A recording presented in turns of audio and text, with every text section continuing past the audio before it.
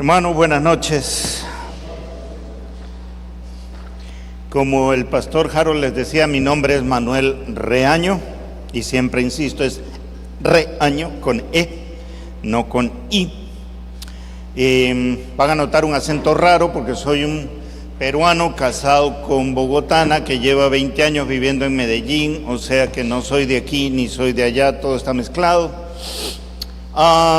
Tenemos ya 30 años de casados, 3 hijos grandes. Mi primera profesión fue la medicina, soy médico, pero después el Señor me llamó al ministerio, estudié teología, vine a Medellín hace 20 años para trabajar como profesor en el seminario bíblico.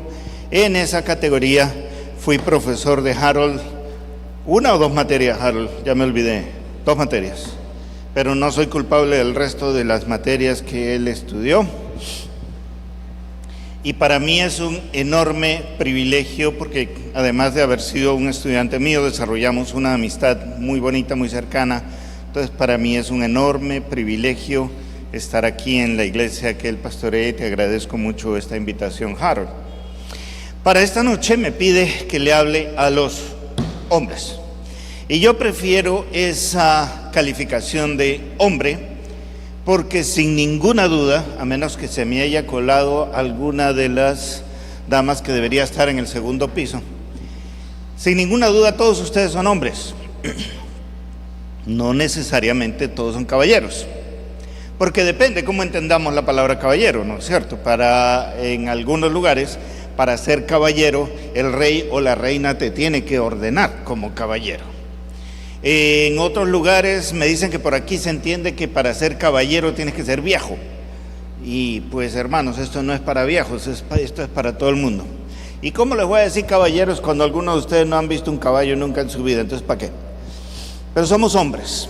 Y el título de nuestra conferencia para hoy es ese: Busco un hombre. Suena a la frase de una jovencita desesperada, pero no es eso y van a entender de qué es lo que se trata en un momentico. Este señor que ustedes ven ahí es Diógenes de Sinope, un filósofo griego que se hizo famoso porque estaba siempre en contra de lo que era convencional. Se dice que vivió en las calles de Atenas en una antigua tinaja rota en una esquina para asegurar de llevar una vida de pobreza. Y él caminaba por las calles de la ciudad con una linterna, una lamparita en la mano, y de día o de noche él iba con su linternita y él iba gritando: busco un hombre, pero apenas le acercaba la lamparita a la cara a alguno, ponía una cara de decepción y decía: solo veo escombros. Busco un hombre, pero solo veo escombros.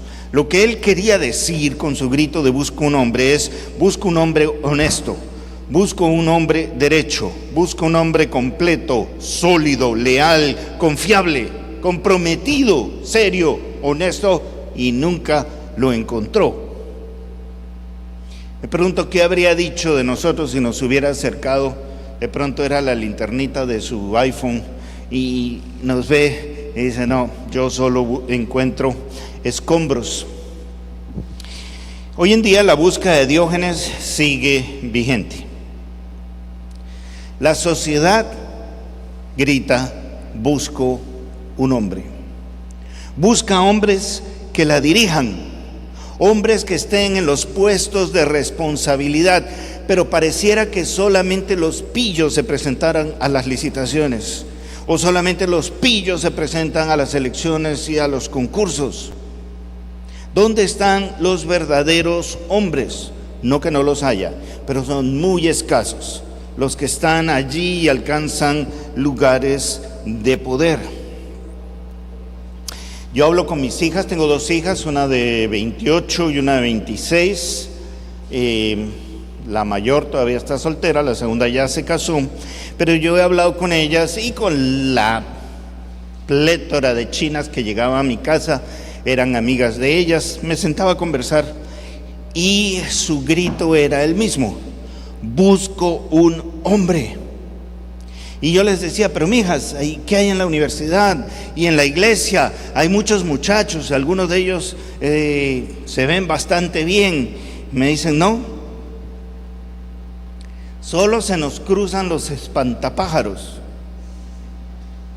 los pusilánimes, muchachos que pueden tener 25, 30, 35 años y viven asustados, indecisos, son desleales, son egoístas, son incapaces de actos de valor, de desprendimiento o de sacrificio.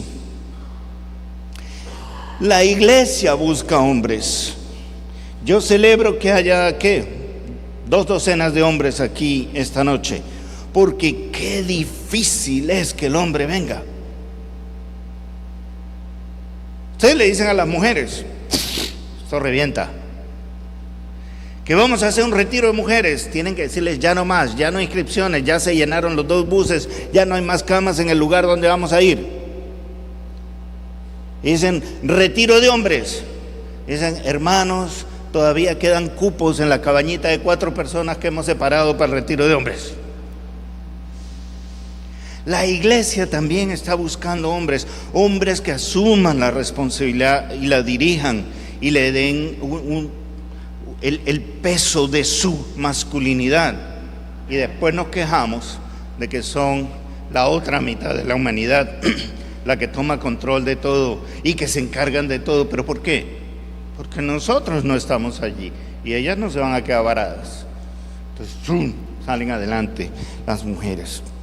Entonces la sociedad, la iglesia, las mujeres, los hijos, todos gritan, busco un hombre.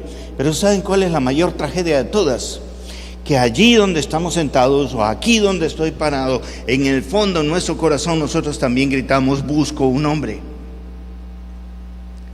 Busco un hombre a quien parecerme. Busco un modelo de hombre que me haga sentir confortable en mi condición de ciudadano, en mi condición de cristiano, en cada uno de los roles que estoy cumpliendo en la vida profesional, en el comercio, en mi casa, como padre, como hijo, como hermano, como esposo. Pero nosotros mismos tampoco estamos muy seguros de qué cosa es eso de ser un hombre. Voy a presentarles las 5 presuposiciones que un investigador de estos temas llamado Robert Lewis ha encontrado con respecto a la masculinidad. Él las ha estudiado en otra parte del mundo, pero yo he hecho una pequeña adaptación porque me parece que son muy pertinentes para nosotros. La primera, las 4 caras de la crisis masculina. La primera es esta. Siguiente slide, por favor. Y es que la masculinidad se encuentra en un estado de confusión. A nosotros los adultos nos gusta pensar que son los jóvenes los que están confundidos. Y es interesante, creo que aquí en el auditorio el más jovencito tiene por ahí, qué sé yo, 40. Si no, es por las gafas, por favor, me perdona si tienen menos de 40, es que mis gafas están sucias y no veo bien. Pero hombres de todas las edades andan por ahí sin saber exactamente qué se espera de ellos. Había una época en la que sabíamos que a nosotros nos tocaba defender a nuestra familia de las bestias, del número de patas que sean, y de proveer para la casa. Pero ese tema de la provisión se ha diluido mucho entre los hombres y las mujeres, ya no es suficiente con un ingreso, y el tema de la protección se le ha entregado casi totalmente al Estado. Bueno, entonces, ¿qué hacemos? Si nosotros no somos los que proveemos, por lo menos los principales o únicos proveedores en casa, si nosotros no somos los que ejercemos la protección de la familia, en últimas, ¿qué hago yo acá? Las mujeres nos la hacen un poquito más difícil porque ellas exigen que seamos chicos buenos, pero en realidad quienes consiguen pareja son los chicos malos. Y a nosotros ni nos voltean a mirar. Y además de eso tenemos ahora toda esa confusión del tema de género y de las preferencias sexuales. Antes era muy fácil, había hombres y mujeres. Ahora, que había hombres que tenían algunas preferencias que eran distintas a la preferencia de hombre por la mujer, bueno. Y mujeres que tenían una preferencia distinta a la preferencia de la mujer por el hombre, bueno. Pero éramos dos, u hombres o mujeres. Ahora ya van ¿en cuánto? ¿180 géneros? O sea, este mundo se ha vuelto completamente loco. Estamos confundidos todos. Pero cuando hablamos con los hombres, cuando les preguntamos a los hombres de dónde viene esa confusión, se trata de no saber manejar tres cosas. Y la primera es la decepción con la vida. Para muchos hombres, a medida que envejecen, se les va haciendo la vida cada vez más pesada, cada vez más dura. Si a eso le añadimos que a nuestros jóvenes, en medio de nuestros jóvenes hay una epidemia, una enfermedad, un síndrome que se llama el síndrome de Peter Pan. Los muchachos no quieren crecer. Los psicólogos se han inventado un nuevo término para referirse a ellos. Dicen que son adultescentes. O sea, son adultos con comportamiento de adolescente. Y le da más a los hombres que a las mujeres. Debe ser por alguna cuestión del reloj biológico o lo que fuera. La mujer se convence que es una mujer adulta y quiere vivir como una mujer adulta, sea que va a formar una familia o no, o lo que fuera. Mientras que nuestros jóvenes, a sus 16, 18 años, andan por ahí con sus bermudas, sus chanclas y la cachucha tirada para atrás. A los 16, 20 años. Pero ya les va pasando cuando llegan a los 60. Es decir, llegan a los 25, a los 30, a los 35. Yo no sé si pasa aquí, Pastor Harold, pero uno llega a los grupos de jóvenes. ¿De qué jóvenes? ¿Cómo están? Y ve jóvenes treintones mezclados ahí con los adolescentes, jóvenes cuarentones, y Dios me libre del día que empiece a haber jóvenes cincuentones en ese grupo también. Y en un momento dado de la vida, cuando golpean los 40, 45, se dan cuenta de que por más que se tiren la cachucha para atrás y tarareen reggaetón, ya no son jóvenes.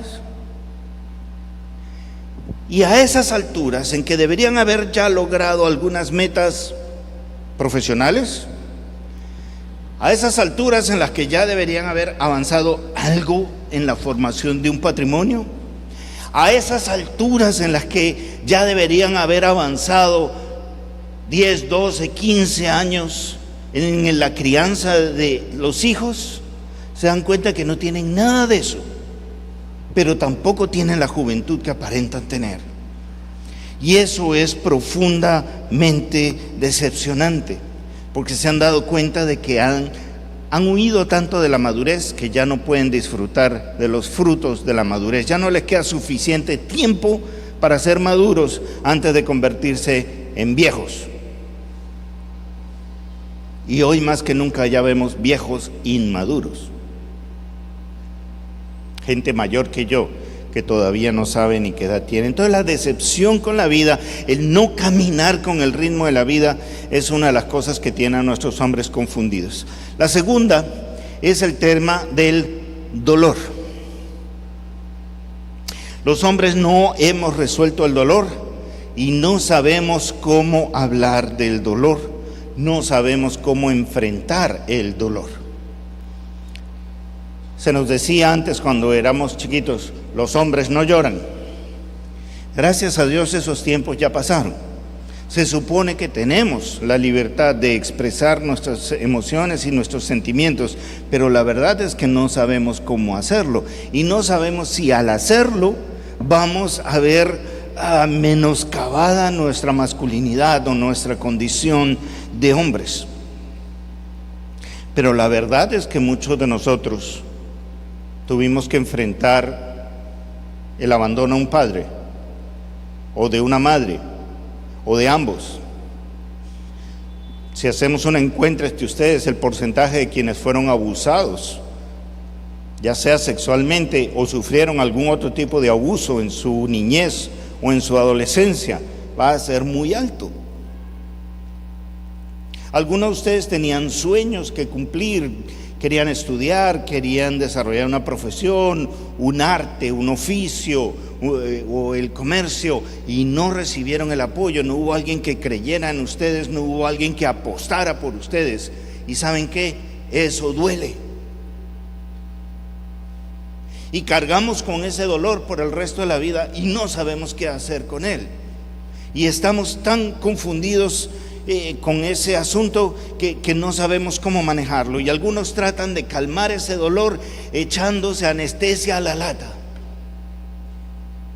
Llámale guaro, llámale coca, llámale lo que quieras, pero es un intento de calmar el dolor del alma.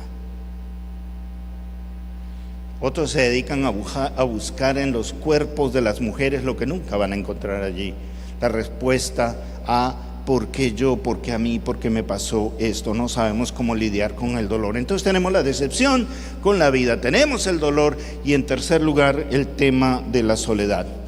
Gran enemigo del hombre actual, no solamente del hombre, también de las mujeres, pero las mujeres son más gregarias. Ellas se buscan entre ellas y buscan una amiga, y de esa manera buscan a alguien con quien hablar, porque ellas, si no hablan, se mueren. ¿Se han dado cuenta, no? Aquellos que tienen esposa, una novia, saben que el día que no hablen se envenenan. Pero el hombre no. El hombre se la traga y se la traga y se la traga, y cree que es el único que está sufriendo esa vaina. Entonces le da vergüenza decirle a alguien más que la vida le duele, le da vergüenza decirle a alguien más que está confundido, le da vergüenza decirle a alguien más que siente que ha perdido, porque el gran temor del hombre en la vida es el temor al fracaso. Y no nos damos cuenta que todos estamos en las mismas. ¿Por qué? Porque no hablamos, no conversamos. Una de mis tareas en esta vida es caminar, buscar pastores y ayudarlos a formar entre ellos lazos de amistad que le permitan pastorearse unos a otros y apoyarse en un ministerio tan difícil como el ministerio pastoral. Pero no son los únicos que lo necesitan, nosotros también. Y ahora yo me pondría a preguntarles: ¿cuántos seguidores tienen en Facebook o en Instagram o en cualquiera de esas cosas? Y por ahí uno me dice 300, 500, 1000, 1200. Muy bien, te felicito. Ahora, ¿cuántos amigos de verdad tienes? Y la cara se nos pone en blanco, ponemos cara de vaca mirando pasar el tren, porque no sabemos ni siquiera qué es un amigo. Y estamos muertos del susto de abrir el corazón, de abrir el alma. Quienes sí lo saben son los que han pasado por la experiencia militar. Pregúntenle a un muchacho que ha hecho el servicio militar: oye, ¿quién era tu parcero? ¿Quién era tu lanza? Porque metidos en una causa común y teniendo que guardarse las espaldas el uno al otro, desarrollan una cercanía, una amistad muy estrecha, pero que después en la vida nosotros no sabemos cómo desarrollar. Luis nos habla entonces de esas tres características: la decepción de la vida, el dolor y la soledad. Pero yo creo que hay una cuarta que él no menciona, y es el miedo. Así como no sabemos cómo manejar nuestros dolores, tampoco sabemos manejar nuestros miedos, porque tenemos miedo de que si aceptamos que tenemos miedo, nos van a llamar cobardes. Cuando la verdad, hermano, es que los valientes y los cobardes sienten miedo. Solo los psicópatas son los que no sienten miedo, tienen una enfermedad mental. Pero ¿cuál es la diferencia entre un cobarde y un valiente? El cobarde tiene miedo y deja que el miedo decida qué se hace o qué no se hace. El valiente siente el mismo miedo que el cobarde, pero hace lo que tiene que hacer a pesar de su miedo. No hay problema con que tengamos miedo. El problema está en qué hacemos con el miedo. ¿Le damos permiso para que nos gobierne o lo ponemos bajo riendas como valientes y decimos: el miedo no me va a vencer a mí? Ahora, en el caso de los cristianos, la cosa va aún más allá, porque la Escritura nos dice que el Señor no nos ha dado espíritu de cobardía, sino de poder, de amor y de dominio propio. Y que el perfecto amor de Dios echa fuera el temor que habita en nuestro corazón. No tenemos espacio para ser esclavos del miedo si hemos entendido lo que significa ser cristianos. Pero vamos a llegar ahí en un momentico. El siguiente punto, entonces el primer punto es que el hombre o la masculinidad está en un estado de confusión. Pásame la siguiente, por favor. El segundo es que un hombre confundido crea grandes problemas en su entorno. Hermanos, los grandes hombres son aquellos que mantienen la cabeza fría cuando las cosas se ponen feas. Y la diferencia está, por ejemplo, entre el capitán del Titanic. No les voy a preguntar si lo recuerdan, porque eso fue hace tanto tiempo que si lo recordarían serían demasiado viejos. Pero ¿se acuerdan del Titanic? ¿Saben qué fue el asunto del Titanic? Un barco que zarpa de Inglaterra, a mitad de camino choca contra un iceberg y en un tiempo muy corto el barco se hunde. El capitán del Titanic asume el control de la situación y trata de salvar la mayor cantidad posible de personas. Él dirige a su tripulación a seguir unos protocolos, a bajar los barcos, y sí, se cometieron muchos errores, pero ese capitán trató de salvar la mayor cantidad de vidas posibles y se hundió con su barco. Situación parecida, mucho menos trágica inicialmente, mucho más contemporánea. ¿Ustedes han oído hablar del Costa Concordia? Uno de estos cruceros como los que viene aquí a Cartagena, como a 6 kilómetros de la orilla, choca con una roca y no se hunde, se ladea. Según los relatos de los sobrevivientes, apenas se produjo el problema, muy rápido vieron una lancha rápida alejarse del barco. Era el capitán del Costa Concordia, en calzoncillos, con su amante, que agarró el primer bote y se mandó mudar. Y la gente que murió cuando se la dio a ese barco, la gran mayoría de ellos murió por la confusión que reinó en el barco y porque no había nadie que dirigiera a la tripulación diciéndoles cómo actuar y qué hacer. Muchos de ellos habrían podido salvarse si alguien hubiera tomado el control de la situación. ¿Y a quién le correspondía? Al capitán del barco. A él no le correspondía salir corriendo, pero eso fue lo que hizo. Cuando nosotros no somos conscientes de nuestras responsabilidades y las asumimos, generamos caos, nos convertimos en seres peligrosos para los demás. La antropóloga más famosa del siglo XX, una señora llamada Margaret Mead, creo que ahí está la cita. El problema principal de cualquier sociedad es el de definir roles apropiados para los hombres. Y nuestra sociedad, y cuando digo nuestra sociedad es la de fines del siglo XX, inicios del siglo XXI, no ha definido roles apropiados para nosotros. Miren cómo estamos hechos nosotros. No, a nosotros nos tienen que decir exactamente qué hacer y en qué momento, y nosotros lo hacemos. Una situación que se da en mi casa. Yo llego de alguna parte y encuentro una silla en la mitad del pasillo. No debe estar en la mitad del pasillo. ¿Qué hago yo? Qué raro. ¿Qué hará esta silla en la mitad del pasillo? Me pregunto quién la habrá puesto allí y sigo. ¿Cuál es la pregunta de mi esposa? ¿Se la imaginan? ¿Por qué no quitas la silla de ahí? ¿Por qué? Porque nadie me ha dicho que la quite. Yo asumo que si alguien la puso allí es por alguna razón, y quien la puso allí, cuando se acabe esa razón, la volverá a poner en su sitio. A mí nadie me ha metido en ese cuento de poner esa silla, entonces yo tampoco la voy a sacar. Yo no sé cuántos de ustedes van a asados. que algún amigo los invitó a un asado y se reúnen 4 o 5 parejas. Escena número 1, el asador, la parrilla, ¿cierto? Y están los 4, 6 hombres, 8 hombres, lo que fuera. ¿Qué se nota inmediatamente? ¡Ting! ¿Quién es el macho alfa? Normalmente es el dueño del asador, porque él fue el que lo mandó a hacer y lo mandó a hacer a su gusto. A qué altura, de qué ancho, con qué material y no sé qué lo mandó, ¿no?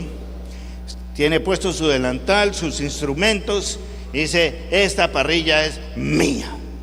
Y si tú tratas de acercarte, inmediatamente le salen pelos y garras y te hace: no te acerques, yo sé cómo hago esto.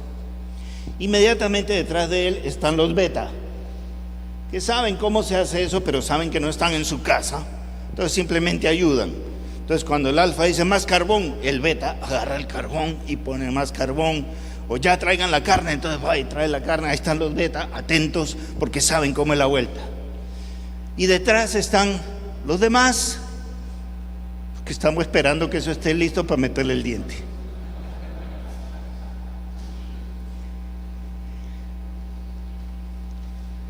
Segunda escena, esa misma reunión en la cocina, las mujeres haciendo la ensalada. Yo no sé, no pueden vivir sin ensalada. Si nosotros nos dejaran con la carne y las papitas, estaría bien, suficiente. Pero no, ellas quieren unas cosas así grandotas de ensalada. Entonces entre ellas no se dan instrucciones.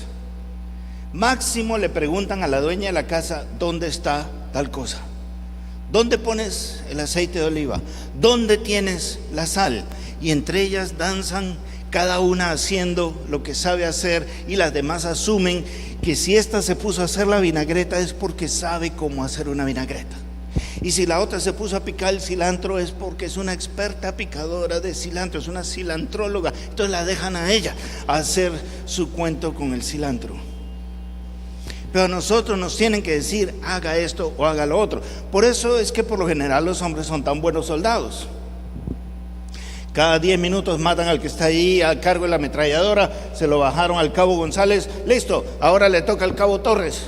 Cabo Torres, vaya para allá. Sí, mi capitán, se va para allá. Sabe que le quedan 10 minutos de vida. Ojalá que haya hecho testamento antes de irse para allá. Pero él va. Y como dicen en el ejército, sin dudas ni murmuraciones. Mientras que la otra mitad de la humanidad, pues para ese tipo de cosas no funciona muy bien. Porque si le dicen: oiga, Cabo Cecilia, vaya para allá. ¿Y eso por qué? Deme 3 buenas razones, capitán, por la cual yo voy a ir ahí. Mire, es por esto, por eso y por otro. Entonces dicen: no, ¿sabe qué? Yo en realidad creo que la ametralladora no debería estar allí, porque ese es un lugar más peligroso. ¿Por qué mejor no la traemos más para acá? Y para el momento en que ya ella se decide hacer eso, se acabó la guerra, porque entre tanta discusión. Entonces, ¿qué sucede? Hoy vivimos en una situación tan fluida de roles en la vida que ellas están felices. Porque definitivamente eso es muy bueno para que salgan sus dones, sus talentos y las maravillosas cosas que saben hacer, y gracias a Dios por eso. El problema está que para nosotros no están claros los roles, no están definidos los roles, qué es lo que tenemos que hacer. Y cuando estamos confundidos, nosotros hacemos mucho daño. Un hombre confundido que no sabe realmente cómo contrarrestar la brillantez de su esposa o la energía de ella, se convierte en un tipo abusivo, agresivo, se vuelve violento en contra de ella porque él no está seguro de sí mismo. Un hombre que no está confundido ama. Un hombre que no está confundido protege. Un hombre que no está confundido es tolerante frente a algunas situaciones que a un hombre confundido lo hacen explotar, cerrar el puño y pegar.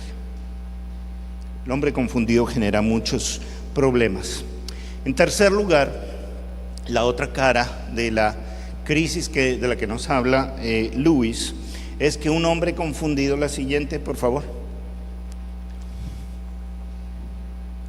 Un hombre confundido se conforma con muy poquito.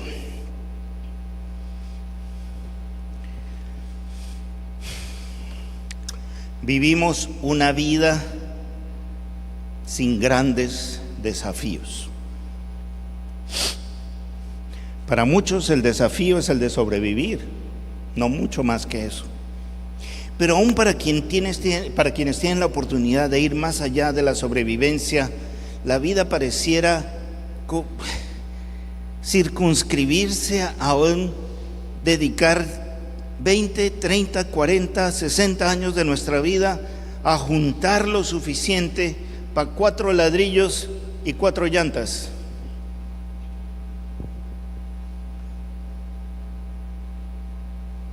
Como que el día que nosotros nos muramos y le pedimos al pastor Harold que dirija nuestro oficio fúnebre, él se para aquí y dice: ¿qué puedo decir de este man? Dedicó su vida a pagar un apartamento, ya va por la mitad. Le ha dejado la otra mitad de la hipoteca a los hijos. Y dedicó su vida a cambiar su carro cada 5 años. Muere un año antes de volver a cambiar carro. Ahora piensa por un segundo. Piensa en ti. ¿Tú crees que tu vida vale la pena dedicarla a eso? Yo no digo que no haya que comprar casa. Yo estoy comprando un apartamento. Yo no digo que uno no tenga que buscar cómo vivir mejor.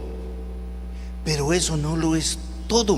Lo que pasa es que perdemos de vista, estamos tan confundidos, nos conformamos con tan poquito que trabajamos y trabajamos y trabajamos y trabajamos para eso. Y en ese trabajar y trabajar y trabajar salimos muy temprano en la mañana, llegamos muy tarde en la noche. Nosotros engendramos a nuestros hijos, pero nunca más supimos de ellos. No tuvimos tiempo para pasar con ellos. Y para el momento en que ya estamos viejos y acabados, volteamos a mirar y ya los hijos crecieron y no quieren saber nada con nosotros. Ustedes han tratado de decirle a un adolescente con el que nunca hablaron cuando era niño: ven, tenemos que hablar. Chino voltea, te mira y dice: Cucho, nunca quisiste hablar conmigo y ahora que me des en marihuana, ¿sí quieres hablar? Yo no quiero hablar contigo. No sé quién eres. Entonces resulta que los hijos se fueron, la mujer se murió, o nos cambió por otro, o si se quedó, está tan amargada que está buscando la manera de vengarse. Porque no sintió que la amáramos, que fuéramos compañeros de vida, fuimos generadores de algún nivel de patrimonio, y de pronto nos fue bien, y ahí está la casa, y ahí está el carro. O de pronto nos fue mal, y encima que los abandonamos no sirvió para nada. ¿Es a eso a lo que le vamos a dedicar la vida? ¿O valdría la pena buscar tal vez un nivel de vida un poco más manejable y asegurarnos de que conocemos el alma de nuestros hijos, asegurarnos de que cultivamos el corazón de nuestras esposas, en vez de ser hombres confundidos que se conforman con poco? Y por último, en cuarto lugar, no existe una visión general de la masculinidad que sea atractiva a los demás hombres.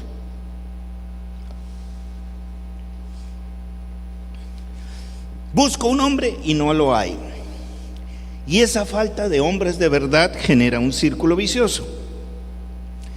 Como no tenemos modelos de hombres, no hay hombres a los que nos queramos parecer, no hay un hombre que me enseñe cómo ser hombre. ¿Cómo se comporta un hombre? ¿Cómo habla un hombre? ¿Qué hace un hombre para enfrentar un fracaso?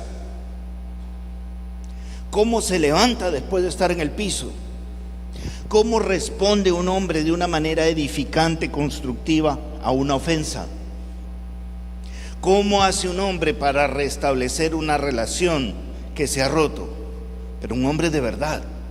No un hombre abusivo, violento o agresivo. Un hombre de verdad, un hombre que es lo suficientemente fuerte como para no necesitar ser ni agresivo ni violento. No hay quien nos ayude a dejar de ser niños para convertirnos en hombres, y aprendemos a ser hombres a las patadas. viendo a otros por ahí, o por ensayo y error, probamos, pero nadie nos lo enseñó. Y todos anhelamos ese proceso de un hombre a quien respetemos, un hombre a quien admiremos, un hombre como el que queremos ser, que nos enseñe. Yo tuve la dicha de tener un buen padre, pero al mismo tiempo tuve la desdicha de que por su trabajo ese padre pasaba muy poco tiempo con nosotros. Cuando venía a casa en tiempos de vacaciones o íbamos nosotros a visitarlo donde él estaba, en ese era un tiempo maravilloso porque era un buen papá y era un buen hombre. Y entonces aquellas cosas que un papá le enseña a un hijo, bueno, para que vean la edad que tengo, ¿no? Que a bailar un trompo, que a volar una cometa. Mi papá no solamente me enseñaba a volar la cometa, sino a hacerla y a cocinar el engrudo para hacer la goma con la que íbamos a pegar el papel en la caña y el pabilo, andar en bicicleta, a despinchar la bicicleta. Cuando compró un carrito viejito, cómo cambiarle la llanta a un carro chino. Venga, yo le enseño cómo cambiar la llanta al carro.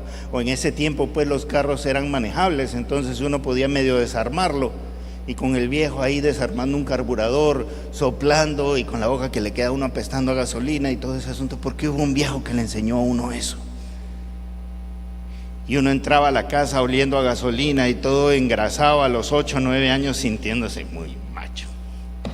Y claro, la cara de horror de mamá, ¿no? ¡Ay, muchacho, ¿qué te has hecho? ¿Cómo estás de puerco? No sé. Porque estuve con mi viejo debajo del carro.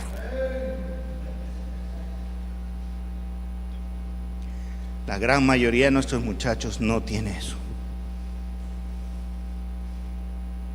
Y el que le dice cómo ser un hombre es el jíbaro o el sicario. Venga, mate a ese para que se haga hombre. O es el muchacho más viejo que se lo lleva a un burdel y le dice venga para que se haga hombre. Es decir, hacerse hombre es rebajarse a esos niveles. Le enseñan comportamientos animales y a eso le llaman hacerse hombre. Y después queremos que nuestros hombres no sean unos animales.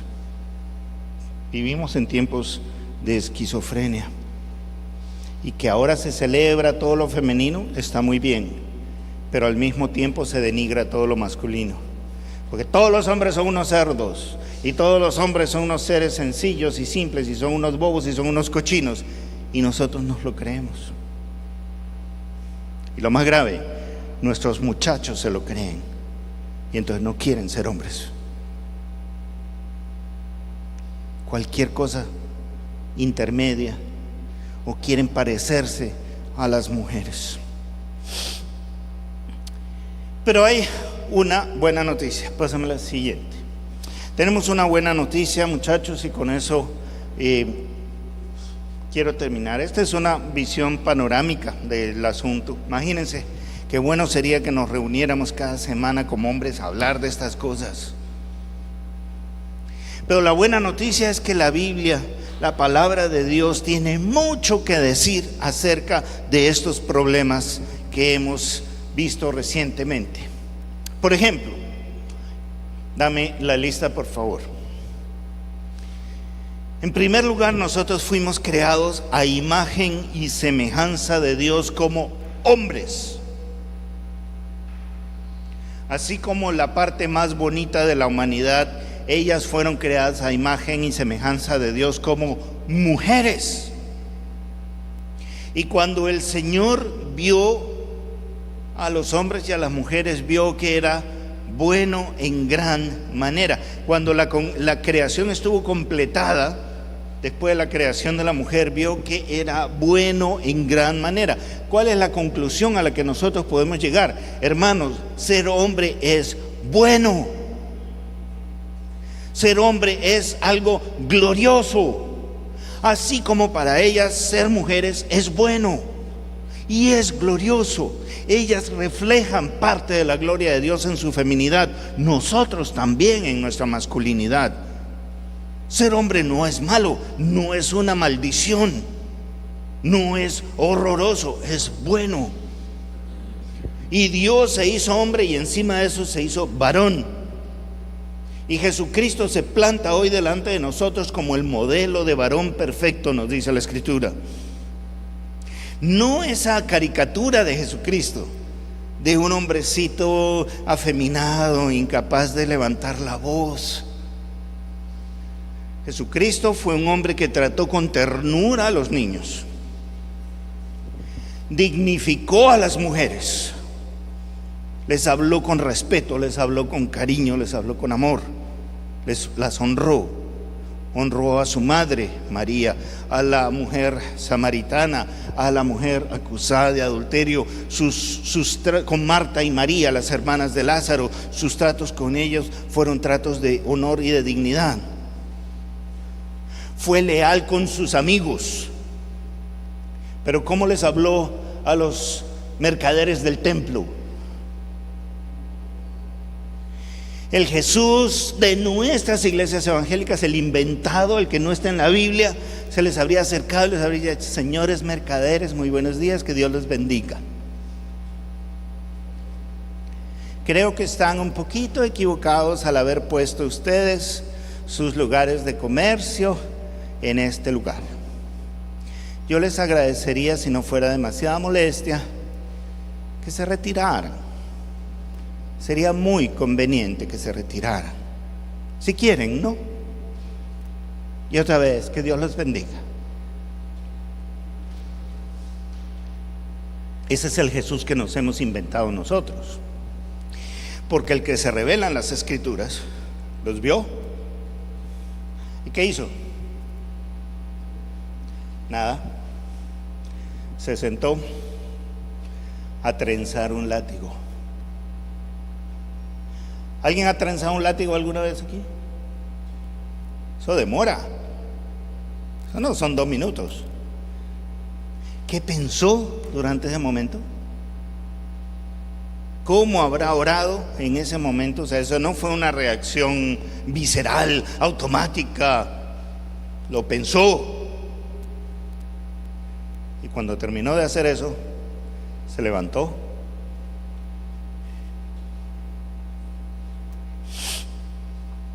Y los agarró a fuetazos y les tumbó las mesas. Imagínense la fuerza que se necesitó para eso. Imagínense la voz que tuvo que usar para eso. Lárguense, a ustedes han convertido la casa de mi padre en guarida de ladrones. Y hoy podríamos ir por muchas iglesias y tendríamos que gritar lo mismo. Han convertido la casa de nuestro padre en guarida de ladrones. ¿Estamos luchando contra eso? ¿Nos estamos levantando así? Nos hemos olvidado que el Cordero de Dios también era el León de Judá. Ese es nuestro modelo de hombre. Se para frente a los líderes religiosos de su época y que les dice: hipócritas, sepulcros blanqueados. Mira, dice el rey Herodes que no esté diciendo esa cosa. Vaya y dígale a esa zorra Herodes que él no me va a decir a mí qué es lo que yo tengo que decir. Hombre, ese es un Jesús muy diferente a la caricatura que nosotros nos hemos inventado. Necesitamos conocer a ese hombre. Necesitamos escuchar a ese hombre y necesitamos hacer lo que tengamos que hacer para parecernos a ese hombre y ser nosotros mensajeros de verdad, de justicia, de libertad. Son las cosas que proclamaba él. Pero nos llamamos seguidores de Cristo y somos inmensamente distintos de él.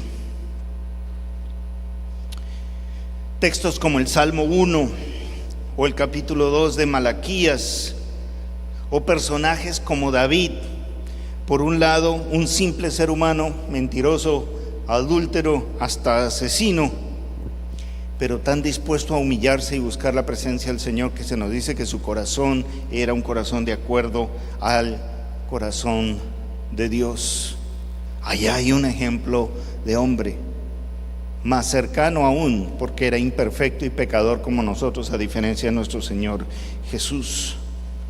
El cambio dramático de los apóstoles antes y después de Pentecostés nos recuerda que la presencia y el poder del Espíritu en nuestras vidas nos puede hacer hombres diferentes. Si éramos pusilánimes, si éramos débiles, si éramos cobardes, si éramos injustos, agresivos o violentos, la presencia del Espíritu Santo en tu corazón y el mío nos debe hacer hombres diferentes. Si estamos dispuestos a dejar que Él nos cambie. Colosenses nos habla de la tenacidad necesaria, la tenacidad viril con la que tenemos que estar todos los días luchando contra el hombre viejo, para revestirnos del hombre nuevo en Jesucristo. Luis nos está presentando entonces una imagen que es al mismo tiempo sobrecogedora, pero a la vez también muy animadora y muy esperanzadora. Hoy no tenemos el tiempo para verlo, pero nos invita, por ejemplo, a ver los cuatro, así como hay 4 caras de la crisis de la masculinidad, también hay 4 caras de la regeneración de la masculinidad, que es la que Dios nos presenta de sí mismo y nos invita en diferentes partes de la Escritura para ser como Él. En primer lugar nos dice que Dios es Rey y nos ha llamado a ser reyes con Él, sus virreyes en esta creación. Y el rey tiene que conocer cuál es la justicia. El rey tiene que saber tomar decisiones morales sabias. El rey tiene que saber tomar sacrificios personales en bien de su pueblo. Y el rey es una figura paternal, el rey es una figura protectora. Y aquellos de nosotros que tenemos una esposa, que tenemos hijos, que tenemos sobrinos, que tenemos jóvenes a nuestro alrededor por los cuales respondemos, necesitamos desarrollar esa conducta protectora de aquellos que necesitan de nuestra fuerza y nuestra virilidad para ser protegidos. Dios es guerrero y nos invita a guerrear con Él. La figura de la Navidad se parece más a el desembarco en Normandía que a una postal del retablo.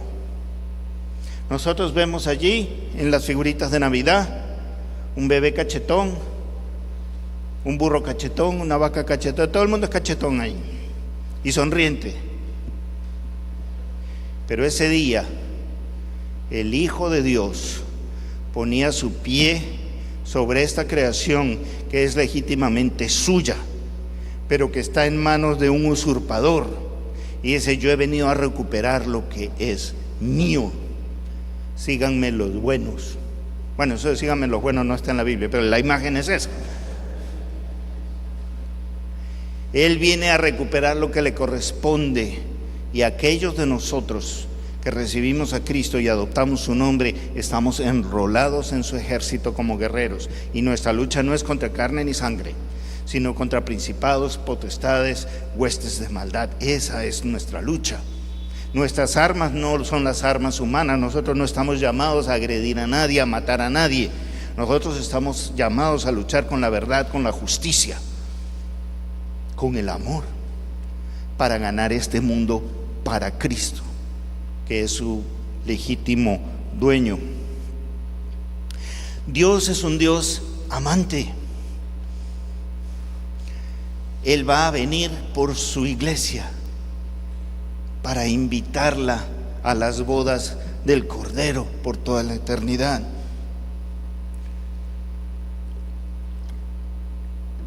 En Jeremías vemos a un Dios que corre detrás de su esposa adúltera. Le dice: me dejaste a mí para irte detrás de tus amantes porque creíste que ellos te iban a dar lino y te iban a dar aceite y te iban a dar de todo, y lo que han hecho es dejarte tirada, ajada, sucia en el desierto. Yo te atraeré con mis lazos de amor. Regresa a mí, yo te puedo cuidar.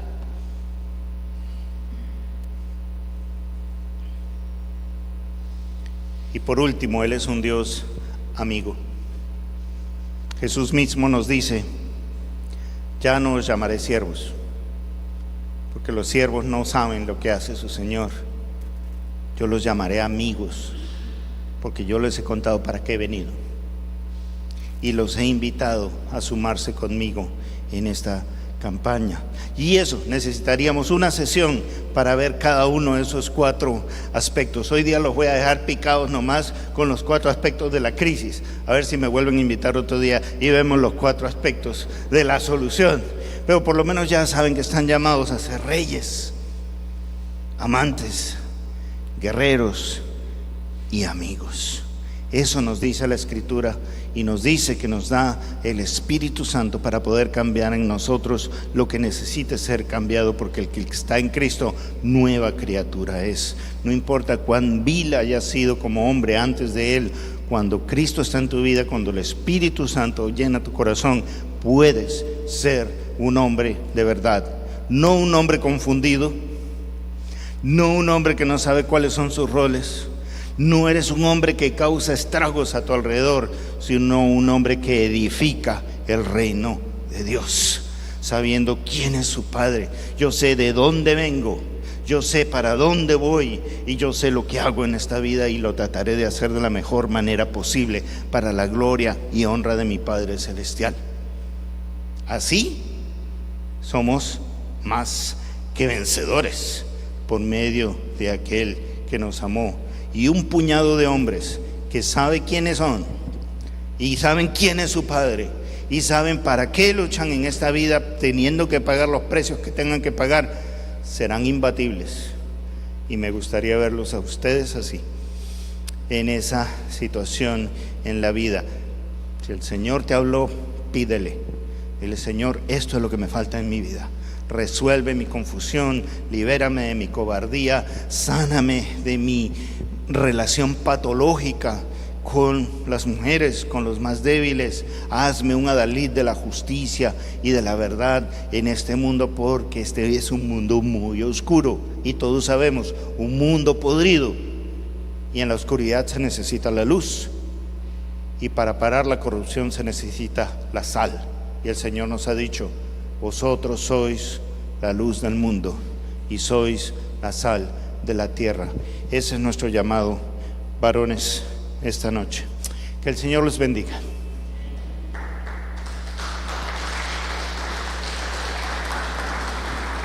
Hemos sido bendecidos, ¿no?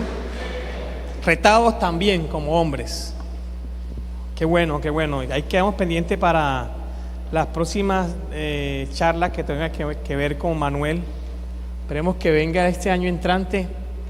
Ya cuadramos para el año que viene a que esté en el aniversario de la iglesia. Va a estar hablando con nosotros, con toda la iglesia, a nivel de liderazgo, a nivel de los hombres. Y también él predica a las mujeres. Buena charla tiene para las mujeres. Entonces también a nivel de las mujeres. Vamos a recoger una ofrenda de agradecimiento, ¿verdad? Esta noche. Yo te pido que te coloques sobre tus pies.